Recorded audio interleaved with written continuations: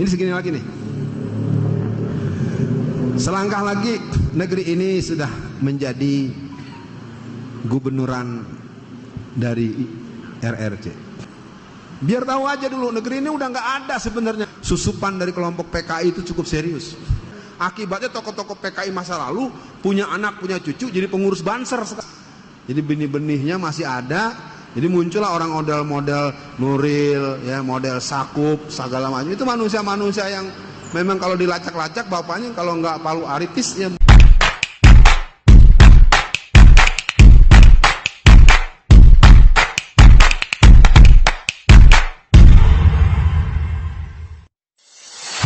Tadi soal prediksi ya Pak. Ini segini lagi nih. Selangkah lagi negeri ini sudah menjadi gubernuran dari RRC. Sekitar tahun 2016-2017 itu sudah berkibar bendera Cina di Pulau Pari. Di Ternate bendera Cina itu lebih tinggi dari bendera merah putih.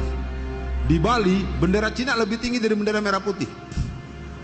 Ini sebenarnya orang-orang yang jiwa patriotik, baik tentara maupun orang-orang model saya ini udah gelisah. Kenapa bisa berkibar bendera merah putih? Ukurannya kecil, lusuh, di atasnya bendera bintang yang miliki merah milik kelompok Cina. Itu baru bendera. Dan di beberapa perusahaan-perusahaan Cina tidak boleh berkibar bendera merah putih. Biar tahu aja dulu, negeri ini udah nggak ada sebenarnya kalau kita tidak punya kemampuan meluaskan. Makanya pesan dari saya buat para jamaah semua, kita tidak perlu berteriak mengadakan perlawanan penolakan dengan lisan. Kita berdoa, kita perkuat, doakan orang-orang yang masih mau menyatakan ini agar sehat, selamat dan terlepas dari tangan-tangan usil model si Anas Al-Aidid itu ya. Ini udah diaduin lagi saya sama Aidid ya. Pak Darwis mungkin kalau buat prediksi tadi TNI kita masih banyak yang baik, tapi mereka tidak cukup berani. TNI yang berani yang pensiunan Pak. Saya enggak. Kalau kelompok Islam, saya sebenarnya udah cukup mencoba membangun itu dengan Gus Solah almarhum, Kiai Haji Yusuf Hasim, Fakih Langitan. Jadi saya sebagai angkatan muda Islam yang dibesarkan sebagai angkatan muda Muhammadiyah, saya mencoba untuk terus membangun kekuatan dengan, tetapi ternyata tidak bisa karena susupan dari kelompok PKI itu cukup serius. Karena dulu yang membunuh para ulama itu adalah pemuda rakyat PKI. Ketika terjadi serangan balik oleh Banser membunuh orang-orang PKI, maka orang-orang PKI itu tidak semuanya diselesaikan, terutama yang tokoh-tokohnya. Akibatnya tokoh-tokoh PKI masa lalu punya anak, punya cucu, jadi pengurus Banser sekarang.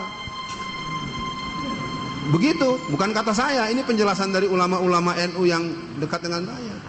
Mereka juga bingung nih, anak-anak kok jadi mau bakar bendera tauhid, bendera la ilaha illallah kok dibakar gitu. Itu juga pertanyaan, mereka bertanya-tanya siapa nih yang ngajarin mereka. Jadi karena dulu kalau kata orang operasi nggak tuntas, jadi benih-benihnya masih ada.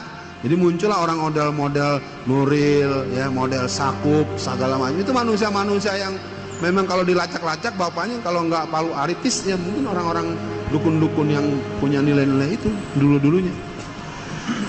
Pak Darwis, melanggar undang-undang menjadi hal yang dilakukan terus-menerus. Memang nggak perlu undang-undang kok. Kayak apa ngomongnya si Ade Armando. Ade Armando kalau kita rinci lebih dari 7-9 omongan dia yang sangat membahayakan dan harus ditangkap. Kayak apa omongan si Abu Janda, ya. Dan kita tekan terus semua, apalagi ada yang namanya sama saya lagi Dewi Tanjung. Aduh, pakai Tanjung lagi tuh. Ya. Nah, jadi sekarang kalau pertanyaan Bapak tadi soal bergerak, kalau bergerak menurut saya, kalau saya sudah kemarin sampai ke Kalimantan Timur, di beberapa tempat, itu penduduk-penduduk masyarakat itu sudah bersiap. Makanya fenomena latihan berkuda, memanah, segala macam, harus kita mulai berlatih. Dan ada ajak pembicaraan ini dengan bahasa-bahasa yang lebih persuasif dengan teman-teman polisi ataupun apa. Kalau minimal mereka nggak ganggu kita. Ya. Yang perlu saya beritahu adalah Perbakin, Persatuan Penembak Nasional. 70% yang ikut latihan penembak nasional itu adalah pemuda gereja. Kenapa? Resmi. Kita nggak ngerti bahwa ini strategi mereka. Jadi anak-anak SMP kelas 2, anak-anak SMA, mahasiswa-mahasiswa Kristen itu banyak ikut organisasi penembak nasional. Sehingga dia terlatih mengenal senjata, mempunyai kemampuan menggunakan senjata, mempunyai keahlian bongkar pasang senjata, sehingga mereka bisa memegang senjata. Kalau nanti ada apa-apa dengan kita, mereka lebih siap untuk membunuh kita. Sementara kita ributnya masih mau pakai latihan-latihan yang seolah-olah menentang negara, tangkap lagi, teroris lagi. Ya, cerdas dikit, taktis. Kita harus berjihad, menegakkan daulatul Islam. Tatbiqus syariah itu hukumnya wajib. Kalau ada orang tidak punya cita-cita menegakkan Islam dalam hati, dalam pikirannya, batal syahadatnya. Tapi yang begitu nggak usah sok lu paling berjuang, bro.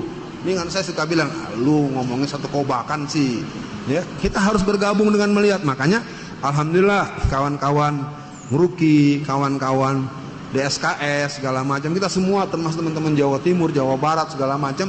Nah, ini kita doakan semoga mereka lebih taktis dan kita akan berjuang sebatas kemampuan kita, dan tentu kita nggak akan lepas negeri ini ke orang lain.